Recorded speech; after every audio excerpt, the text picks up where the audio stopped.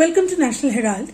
In today's episode of Pursuit of Truth, I have with me Mr. Dilip Mandal, a journalist and an anti-caste activist, to talk about one of the most controversial issues that we are discussing these days, whether to do a caste-based census or not.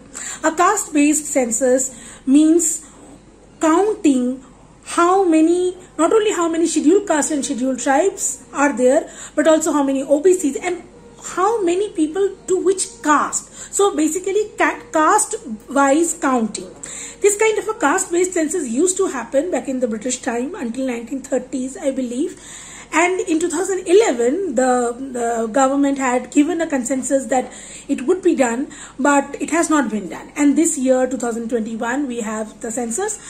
So it is again in the news. So let's go straight to start our conversation with Mr. Dilip Mandal. Welcome to National Herald, Dilip sir.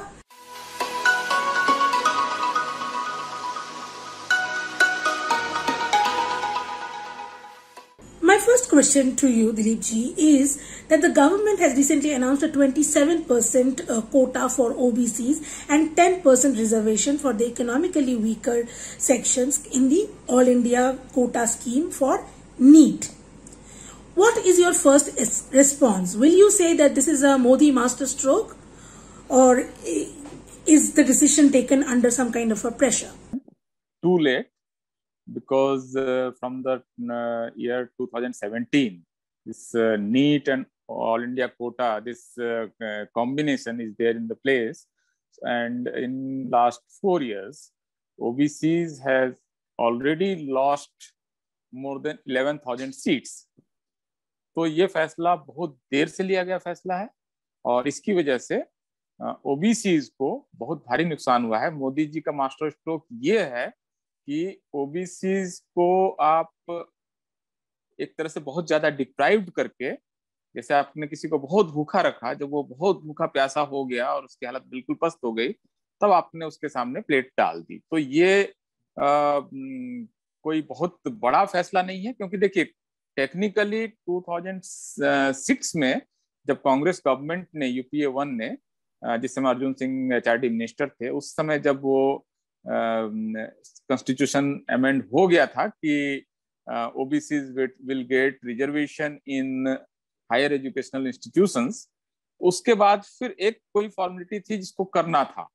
खास करके NEET क्योंकि 2017 से आया, तो मोदी जी के पास ये option था, और स्पेशली तब तो ऑप्शन था ही कि 2015 से सलोनी कुमार का एक केस ऑलरेडी सुप्रीम कोर्ट में पेंडिंग था. इनको सिर्फ ये कहना था, जब उनका सोलिसिटर जनरल या एडिशनल सोलिसिटर जनरल या अटॉर्नी जनरल जब जाता था उस कोर्ट में, उनको सिर्फ ये कहना था कि yes you are demanding it and we agree to this demand. लेकिन उनका जो एडवोकेट रहा उस समय, या गवर्नमेंट की ही बॉडी होने के नाते director general of health services या मेडिकल काउंसिल ऑफ इंडिया, वो लगातार रिजर्वेशन, ओबीसी रिजर्वेशन को अपोज करते रहे वहां पर उसी सलोनी कुमार केस में. इस साल का भी अगर आप सीक्वेंस ऑफ इवेंट देखें, तो मद्रास हाई कोर्ट ने जब कहा कि आप इसको इम्प्लीमेंट करो, after the direction of supreme court ने जब कहा कि Madras high court is the competent court and it's there in their jurisdiction to adjudicate in this matter, तो जब मद्रास हाई कोर्ट ने कह दिया कि आप इसी एकेडमिक ईयर से लागू करो, तब सुप्रीम कोर्ट, तब मोदी गवर्नमेंट ने क्या किया? मोदी गवर्नमेंट ने एक कमेटी बना दी, कमेटी ने एक रिपोर्ट बना दी, और रिपोर्ट जाकर ये सुप्रीम कोर्ट को दिया है कि जब सलोनी कुमार का केस का फैसला हो जाएगा तब हम देख लेंगे. अब इंडियन कोर्ट्स, वो 10 साल भी चल सकता था. वो तो सिर्फ ये था कि पॉलिटिकल क्लास का जो प्रेशर था, उधर डीएमके का प्रेशर था, इधर आरजेडी का था. कांग्रेस ने पिछले साल, सोनिया गांधी ने ऑलरेडी एक लेटर लिखा था, प्रियंका गांधी ने उसको फिर इंडोर्स किया था. तो ये एक पॉलिटिकली इनकन्वीनियंट हो गया था. हाँ, बीजेपी के लिए बहुत पॉलिटिकली इनकन्वीनियंट हो गया था कि ओबीसी के डिमांड को वो न दें. इस वजह से उन्होंने इस खास समय में दिया. हो सकता है कि यूपी की पॉलिटिक्स हो इसमें, लेकिन हाँ, अभी जो हुआ है ये कोर्ट का प्रेशर और जो पॉलिटिकल प्रेशर और एक कंसेंसस की तरह का एक बन गया था कि इनको ये नहीं मिल रहा है, जो कि इनको बहुत पहले मिल जाना चाहिए था. Right. So how do you think these new announcements will benefit the caste groups? And the larger question, actually, what I'm asking is that have the OBCs, STs been benefited from reservation? And if not, what are we missing? संयुक्ता, मुझे लगता है कि अगर आप even empirical data देखें तो अगर कोई ये कहता है कि SC STs को रिजर्वेशन से बेनिफिट नहीं मिला है, तो उसको सिर्फ, अगर वो अर्बन स्पेस में है तो उसको अपने आसपास देखना चाहिए कौन लोग SC ST के हैं। आप देखेंगे कि almost 100% of them have got some or other benefit in education, scholarship or in job to reach that urban public sphere. तो अगर ये नहीं होता तो इंडिया में urban middle class, schedule caste और शेड्यूल ट्राइब का नहीं होता और गवर्नमेंट जॉब्स में ओबीसी नहीं होते। इसको मैं दूसरे तरीके से बता रहा हूँ कि जिन इंस्टीट्यूशंस में रिजर्वेशन नहीं है, जैसे media, higher judiciary, corporate board rooms, for that matter even film and art, those arenas, you will find these classes missing. So ये अकेला एक एंट्री पॉइंट बनता है इन क्लासेस के लिए उस पब्लिक स्पेस में जाने का जहां पर इनको एंट्री मिल सकती because of the scheme of reservation और अफर्मेटिव एक्शन और डाइवर्सिटी।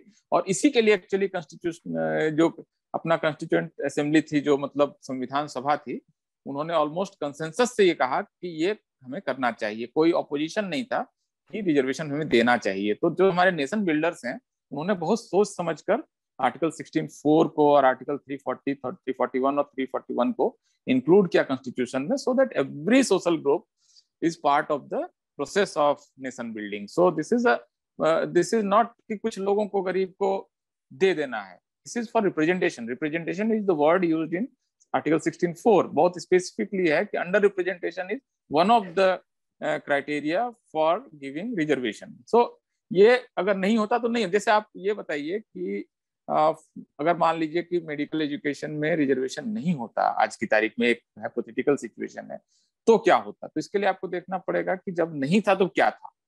तो आप देखिए, आप प्री इंडिपेंडेंट इंडिया में जो first medical college, Calcutta medical college खुला 1835 का, और उसका फर्स्ट बैच भी देखेंगे तो आपको schedule caste, schedule tribe, OBC का एक भी आदमी नहीं है।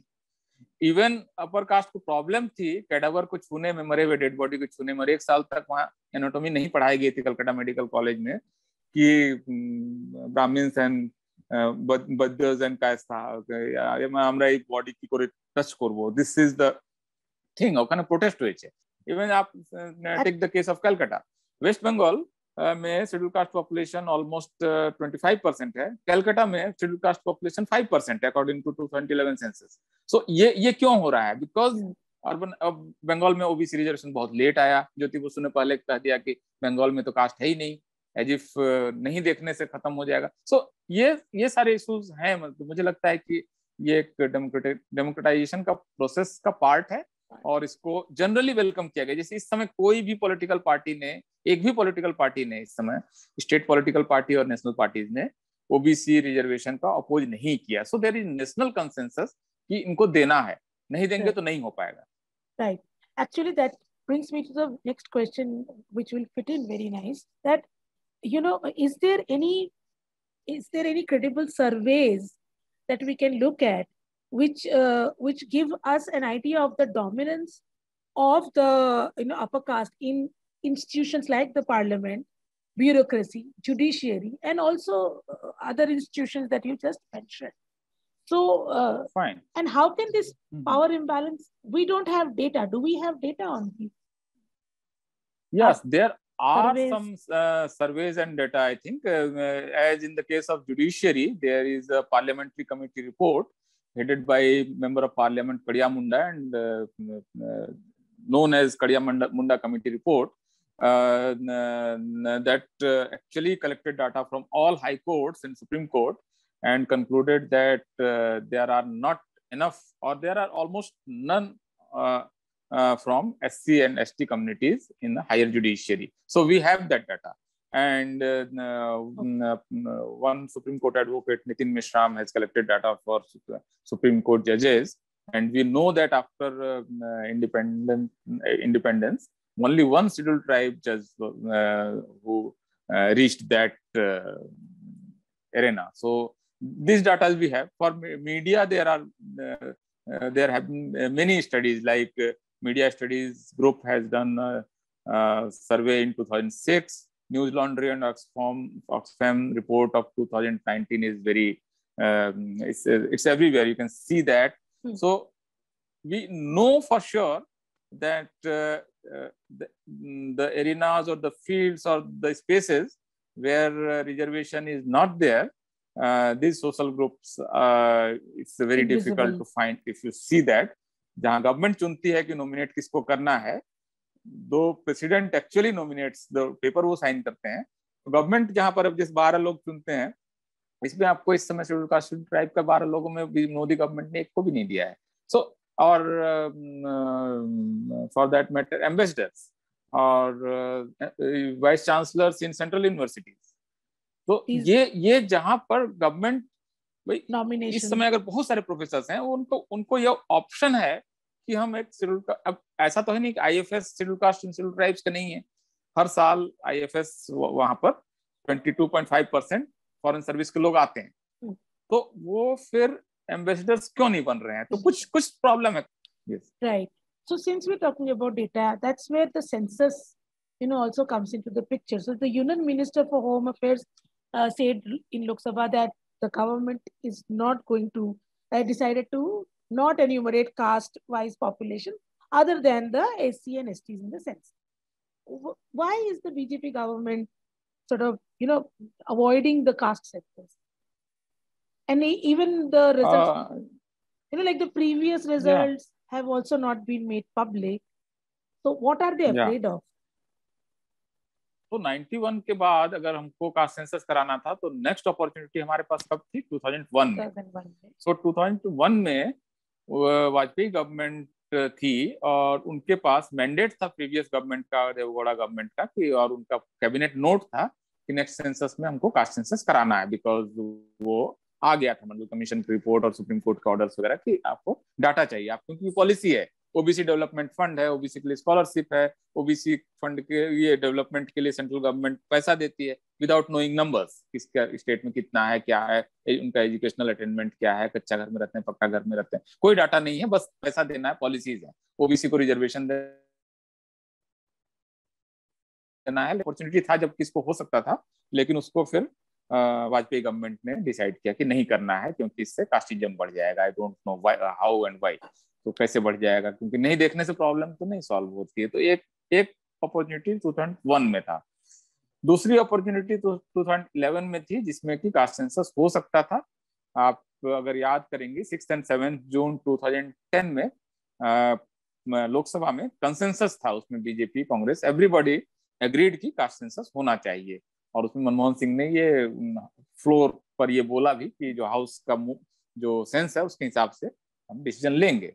2011 के सेंसस में हालांकि एक गलती ये रही कि डिकेडल सेंसस में कास्ट का कॉलम इंक्लूड करने की जगह अलग से एक सोशियो इकोनॉमिक कास्ट सेंसस शुरू हो गया 2011 में, विच एक्चुअली कंटिन्यूड टिल 2016. सो उनका कास्ट सेंसस पूरा हो गया and government spend 4,893 crore rupees on this socio-economic caste census.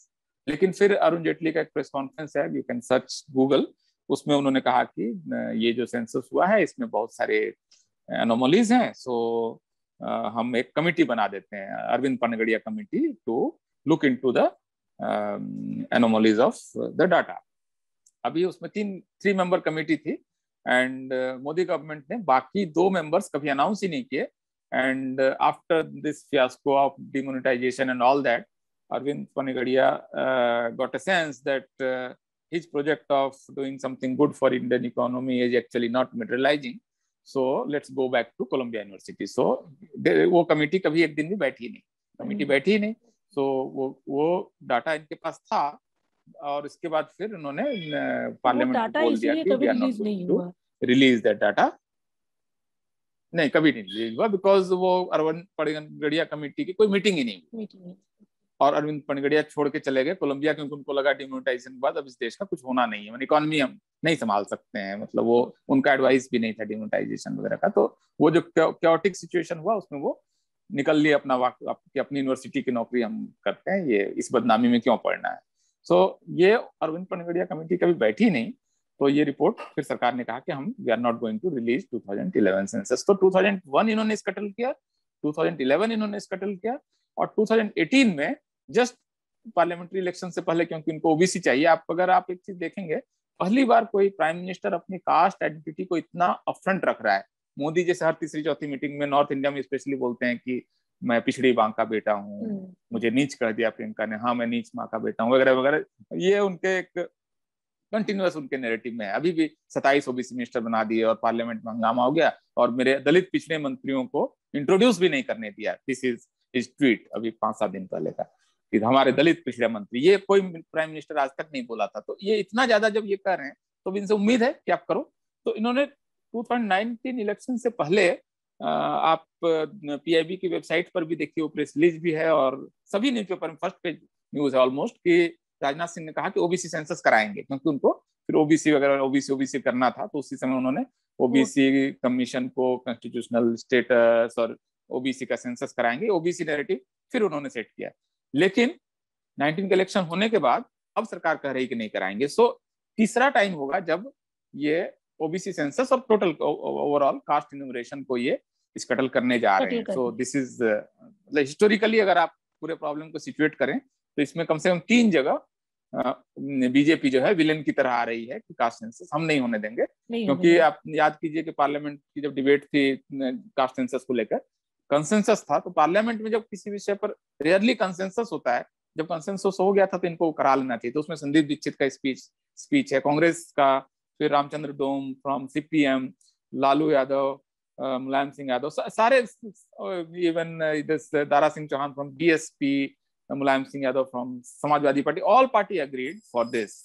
National consensus था जिसको कि बीजेपी ने 2 बार, उसके बाद अभी अगर नहीं होगा 2021, अभी प्रॉब्लम इससे ये हो जाएगी कि अभी हम 90 ईयर ओल्ड 1931 डाटा के बेसिस पर इतनी सारी पॉलिसीज बना रहे हैं। मतलब समझिए कितनी बड़ी बात है कि total government jobs including state, central and local bodies almost 1.78 crore हैं। तो आप 27% इसका जॉब कैसे डिसाइड होगा, इसके लिए पॉलिसी बना रहे हैं। मतलब समझिए ह्यूज नंबर है, इतना बड़ा ओबीसी फंड है। तो इतने सारे पॉलिसीज बनेंगी बगैर एक 90 ईयर ओल्ड डाटा के बेसिस पर। अगर इस साल नहीं हुआ तो 100 ईयर ओल्ड डाटा के बेसिस पर 2031 तक यही पॉलिसी बनती रहेगी विदाउट एनी डाटा। सो ये प्रॉब्लम है, और इसकी वजह से देखिए कितने प्रॉब्लम। महाराष्ट्र का रिजर्वेशन है, आपको ओबीसी सुप्रीम कोर्ट ने कह दिया नहीं दे सकते। अभी जाट का मूवमेंट हो जाएगा, सरकार गोली चला देगी। तो आपके पास ये डाटा नहीं है बताने के लिए जाट्स को कि लोग आपके नंबर्स ये हैं and you are already over represented, so we are not going to give you reservation. ये होता तब जब डाटा होता, क्योंकि आपके कोई डाटा नहीं है। तो आप जो कास्ट हैं वो ताकत से हासिल करना चाहते हैं और आप गोली चला के दबाना चाहते हैं। तो ये हो रहा है, पूरे देश में हो रहा है। Patidar movement, Kapu movement in Andhra and Telangana, so even one year लोगों का इतना लंबा मूवमेंट चला तमिलनाडु में। So all this caste, even Gurjar का है कि हमको उतना नहीं मिल रहा है, या ओबीसी के बाइफर्केशन का जो इनका रोहिणी कमीशन है उसको 11 एक्सटेंशन दे चुके हैं ये, और अभी फिर 1 साल का एक्सटेंशन ये संभवतः नोटिफिकेशन हो गया या होने वाला है कि आप ओबीसी में कौन ज्यादा डिप्राइव्ड रह गया उसके लिए किसी को देना है। तो ज्यादा डिप्राइव्ड रह गया आपको कैसे पता चलेगा विदाउट डाटा? मतलब आप क्या मन से बोल देंगे कि XYZ ओवर रिप्रेजेंटेड और ABC अंडर रिप्रेजेंटेड, तो इनको ऐसे कर देंगे, करेंगे तो फिर वही हंगामा होगा, गोली चलेगी। सो विदाउट डाटा आप पॉलिसीज बना रहे हैं लगातार, ये प्रॉब्लम है। विदाउट डाटा आप लगातार पॉलिसीज बना रहे हैं। अब ईडब्ल्यूएस को आपने 10% रिजर्वेशन दे दिया, तमिलनाडु का गवर्नमेंट कह रही है कि हमारे पास तो 10%, लेकिन इस कैटेगरी के लोग ही नहीं है, हम नहीं देंगे, और अभी भी नहीं दिया उन्होंने। तो आप इसको फिर आपका contestation is not based on data. आप ये नहीं कह सकते तमिलनाडु में लोग 13% ऑलरेडी ये नॉन SC/ST OBC के लोग हैं, इनके गरीबों को मिलना चाहिए, या 14% है या 5% है, 5% दे दो। तो विदाउट डाटा आप कई सारे स्टेट्स में मेरे ख्याल से EWS इस वजह से नहीं लागू हो पाएगा, उनको लग रहा है कि हमारे यहाँ तो 10% वो कैटेगरी ही नहीं है जिसके गरीबों को 10% दे देना है। तो ये प्रॉब्लम आ रही है असल में विदाउट डाटा। तो क्यों बार बार बीजेपी देखा जा रहा है कि इस चीज को स्कटल कर रही है? एक्चुअली इसमें बीजेपी RSS की जो पूरी पॉलिटिक्स है उसको देखना पड़ेगा कि वो पॉलिटिक्स क्या है। बीजेपी की पॉलिटिक्स का जो कोर है वो हिंदू मुस्लिम बाइनरी है। उसी पर आरएसएस भी 1925 से अब 100 ईयर्स हो रहे हैं, उसी पर वो काम करते हैं कि वो ये मुस्लिम है और इसके खिलाफ इतना बड़ा हिंदू है। So this Virat Hindu concept अगर इस सोशल ग्रुप इस ग्रुप के अंदर अगर जो ब्लॉक है इसके अंदर के जो फिशर्स हैं या फॉल्ट लाइंस हैं या जो क्लीवेजेज हैं, ये इनको प्रॉब्लम करता है। और ये विराट हिंदू तभी तक है जब तक कि सामने एक मुस्लिम थ्रेट या वो मतलब कि मुस्लिम ज्यादा हो जाएंगे, वो लव जिहाद करके आपकी लड़की को ले जाएंगे, और ज्यादा हो जाते हैं तो वो ऐसा हो जाता है। ये जो पूरा नैरेटिव, तो इसको वो इस समय फिर देखिए कि लगातार वो कास्ट के जो अंदर के फॉल्ट लाइंस हैं इसको ग्लॉस ओवर करने के लिए इनके लिए ये जरूरी है कि इस तरह से वो काम करें। डॉक्टर अंबेडकर जैसे बोलते हैं कि हिंदू तभी हिंदू है जब सामने मुस्लिम है और दंगा है, इसके अलावा बाकी समय में वो कास्ट है। सो ये हिंदू बनता ही तब है जब सामने वो उनके पास एक एडवर्सरी हो और वो रिलीजन की आइडेंटिटी पर हो। तो ये हमेशा कभी CANRC, कभी 3 तलाक, कभी यूनिफॉर्म कोड बिल, कभी गाय, कभी लिंचिंग, कभी कश्मीर, इवन पाकिस्तान, इनके सामने मतलब एक मुस्लिम इशू जिसको ये समझते हैं कि ये मुस्लिम इशू है, उसको वो लगातार वो गर्म करते रहते हैं। वो अभी भी फिर होगा कि अभी जैसे ये हुआ OBC का इतना साल हो गया, बहुत चर्निंग हो गई, तो अभी कल परसों उन्होंने कर दिया कि कश्मीर में जो पत्थर फेंकेगा उसको पासपोर्ट नहीं देंगे। ये अनाउंसमेंट है अपने आप में, भाई अगर वो क्रिमिनल एक्ट में तो ऐसे ही उनको पासपोर्ट नहीं मिलना है। These these things that you just said is now coming. People like you are now talking it.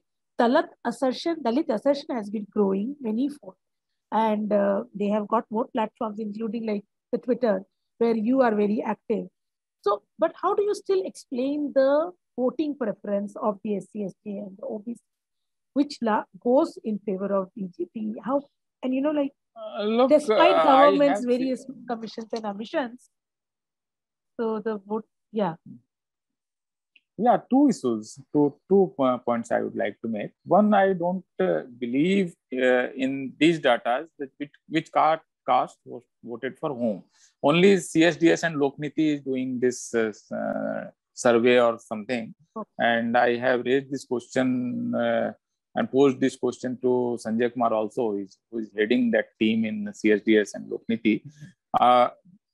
कि मैं एक वोटर हूँ, मैंने किसको वोट डाला अंदर जाकर मुझे किसी को नहीं बताना है।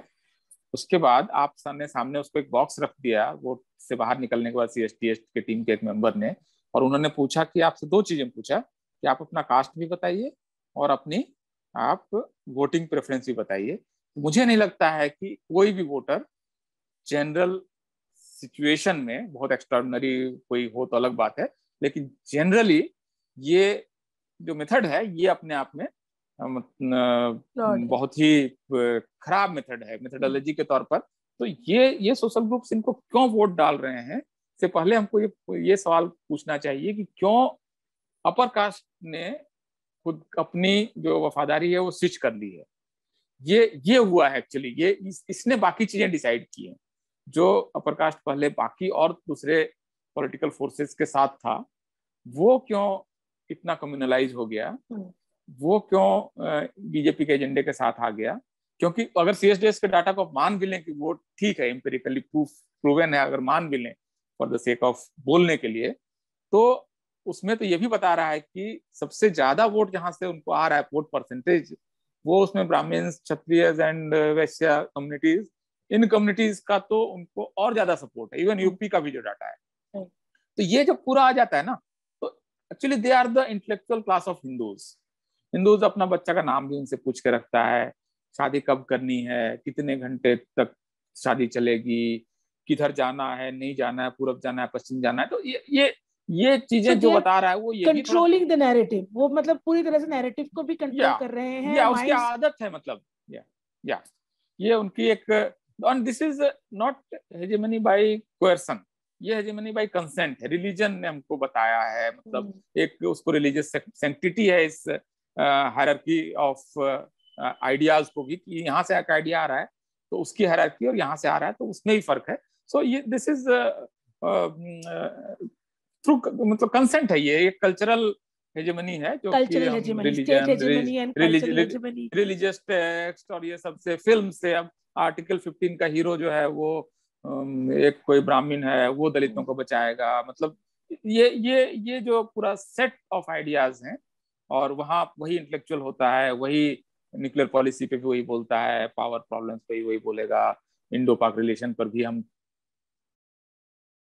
केस को बोलते हुए सुन रहे हैं, तो आपको लगता है कि they are more knowledgeable, they are articulation is better, वो जानते हैं, वही बताते हैं। तो ये वो बताते हैं, वो जानते हैं का ही एक एक्सटेंशन है कि वो बताते हैं किसको वोट डालना है। जब वो सब कुछ बताते हैं तो ये भी तो बताएंगे ना कि वोट किसको डालना है।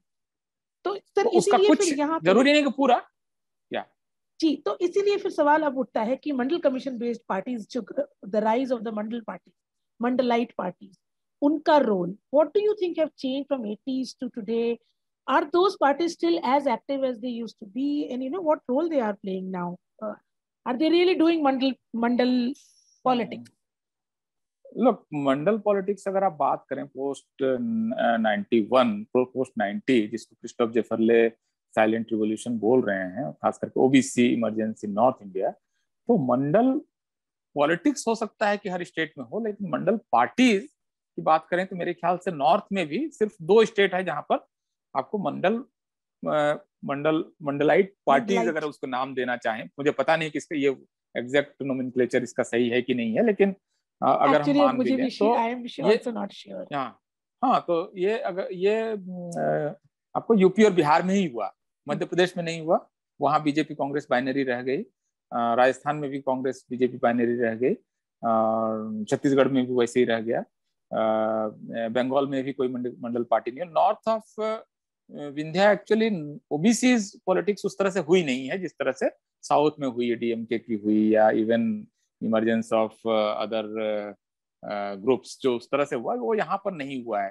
तो इन दोनों जगह को अगर आप देखें तो 91 के बाद 2 स्ट्रीम्स यहाँ चली हैं, एक तो लोहिया पॉलिटिक्स की चली है और एक बहुजन पॉलिटिक्स की चली है, जो कांसीराम एंड मान्यवर कांसीराम और फिर बाद में बहनजी तक जाती है। तो बिहार में तो अभी भी वो पॉलिटिक्स मेरे ख्याल से सस्टेन कर रही है, खास करके अगर आप देखेंगे तो अभी भी पिछले 2 असेंबली इलेक्शंस भी देखेंगे तो सबसे बड़ा पॉलिटिकल फॉर्मेशन अभी भी वहाँ आरजेडी है। मतलब विधानसभा के टोटल एमएलए अगर आप देखेंगे तो बीजेपी से भी ज्यादा या जेडीयू से भी ज्यादा, और ऑलमोस्ट दे आर, मतलब वो गवर्नमेंट फॉर्मेशन से 5-7 सीट पीछे रह गए टाइप इस बार भी हुआ। तो वो वाली पॉलिटिक्स वहां पर है अभी भी। ओबीसी असर्शन, नीट वाला क्वेश्चन, कास्ट सेंसस पर उन्होंने जैसे all parties agreed to send there is a party, yes, consensus on that, यहाँ कि आपको यहाँ सब कंसेंसस है उस पर, वहाँ विधान वो जो विधानसभा कंसेंसस प्रपोजल था उसको उन्होंने फिर यूनियन गवर्नमेंट को भेजा। तो वहां पर अभी भी वो पॉलिटिक्स अभी भी सर्वाइव कर रही है। यूपी में वो कंटेस्टेशन में है बिकॉज वहां पर 3 अब मेजर फॉर्मेशंस ऑलरेडी हो गए हैं। बीजेपी ऑब्वियसली पिछली बार शायद 45% वोट ऑलरेडी लिया था उन्होंने 2019 लोकसभा में, तो वो बहुत बड़ा फॉर्मेशन हो गया है। एसपी बीएसपी मिलके भी उसको नहीं रोक पाई थी। तो ये वहां पर ये थोड़ा सा उस फोर्स के साथ यहाँ पर मंडल पॉलिटिक्स नहीं हो रही है, और ये भी एक वजह हो सकती है जिसकी वजह से बीजेपी को वहां पर खास करके ओबीसी ग्रुप्स को अपने साथ लेने में उनको आसानी रही है, क्योंकि ओबीसी को अगर आप ओबीसी पॉलिटिक्स में नहीं डालेंगे तो वो उसके फिर हिंदू पॉलिटिक्स में चले जाने के बहुत ज्यादा उसका खतरा है। तो ये खतरा हुआ है शायद वहां पर। तो ये जो आप मंडल पॉलिटिक्स कह रही हैं उसकी पार्टीज की पॉलिटिक्स तो ये है। बाकी उसने पूरा पॉलिटिकल लैंडस्केप चेंज तो किया ही है। इवन बीजेपी और कांग्रेस का भी जो स्ट्रक्चर है एटलीस्ट पॉलिटिक्स में, बाकी मैं ब्यूरोक्रेसी वगैरह का स्ट्रक्चर उन्होंने चेंज कितना किया ये बात नहीं कर रहा हूँ, लेकिन पॉलिटिक्स में आप अगर देखेंगे तो पार्लियामेंट जो है वो पहले से ज्यादा आपको इंक्लूसिव आज की तारीख में नजर आएगी, at least in terms of representation of social groups. ये मतलब अगर आप 51, 52 या उससे 60s की पार्लियामेंट देखेंगे तो उसमें ओबीसी जो थे उससे ये बढ़ा है। मतलब इतना सा ठीक है, बाकी लेकिन जो कम्युनल जो आइडियाज प्रिवेल कर रहा है वो सब इसके प्रॉब्लम्स हैं, लेकिन इन टर्म्स ऑफ रिप्रेजेंटेशन निश्चित रूप से हम आगे बढ़े हैं। 50s एंड 60s से ये आगे बढ़ा है। तो सर ये पॉलिटिकल पार्टी का फिर sir just 2 more questions, Just last one question and second last question. Political parties का फिर ये जो role है, I mean, because their caste invariably is entwined, so is it a hypocritical even expectation to end caste? Do you think? Because caste को end करने का जो project था, अगर आप देखें, even from the period of Buddha to Kabir to Phule to Sahu to Maharaj to Baba Saheb, from there to the constitution and reservation and everything, caste is still a reality, and it's changing forms, and with urbanization, many of the scholars including Baba Sahab thought that caste will wither away, but actually that didn't happen. I was just checking a research paper written by Naveen Bharti and Dalip Rahman and one more scholar. I can't recall the name. So from the census data, they draw a conclusion that urban spaces are very segregated, and where Dalits are living, there Savarnas are not living, because for OBCs we don't have data, so that data tells only about the segregation of SC, STs and upper caste ghettos. So there are two types of ghettos: Dalit ghettos and non-Dalit ghettos in urban spaces. You know, even in Delhi, there are many housing societies where only X caste or Y caste members are allowed, and Mumbai it's more prevalent in Saraswat society and all that. You know that this is the reality. Also, every caste practices. Even you see the matrimonial columns of this. That's what I was saying. Endogamy is also. So it's there. It's there. Even somebody may get very some sort of education in IIT, then goes to Boston University or Yale, and then again come back to India to marry in his or her caste. So this is the common practice. It's not withering away with education and urbanization and modernity. This pathology is sustaining and it's reproducing. So forms are different. Forms are changing, but caste is still a reality. Yes. So I don't know what is the. At the same time, sir, caste-based oppression, discrimination, news still, of people getting beaten up, houses being... These are also continuously coming. What do you think is the... I mean, can then these law, these reservation, are these helping in ending or Mandal politics? Are they helping? Or what else do we have to do? No, I don't know what else we can do, but whatever is being done should continue, because only these safeguards are there for these social groups, and to have some other paradigm, you can't just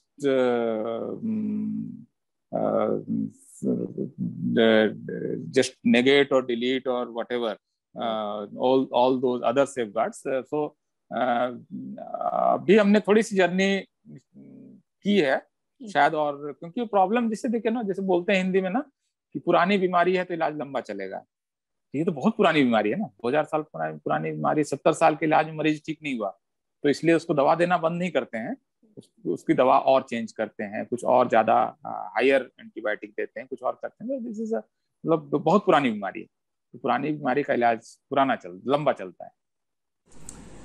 So we are immensely thankful to Mr. Dilip Mandal for spending the time with us and sharing his knowledge. I hope you got some answers on the question whether to do a caste-based census or not. In a nutshell, unless we know who belongs to what caste, we would never be able to address the various grievances we hear, like the Jat Andolan is going on, the Marathas are agitating, the Patidars are agitating. They are all saying, oh, we are not the scheduled caste, but we are also, in trouble and oppressed, and we need help. But how do we know how many of them and what kind of, unless we do a survey and a data is obtained as to who belong to what caste and what are their positions, we would not be able to formulate policies. If a caste census is not done this year, the next we would be too late and we would be relying upon 90-year-old data, as Mr. Dilip Mandal said, to formulate policies. I hope this was helpful. I keep watching National Herald, keep subscribing to National Herald YouTube channel and click on the bell icon, and I see you next time. Thank you.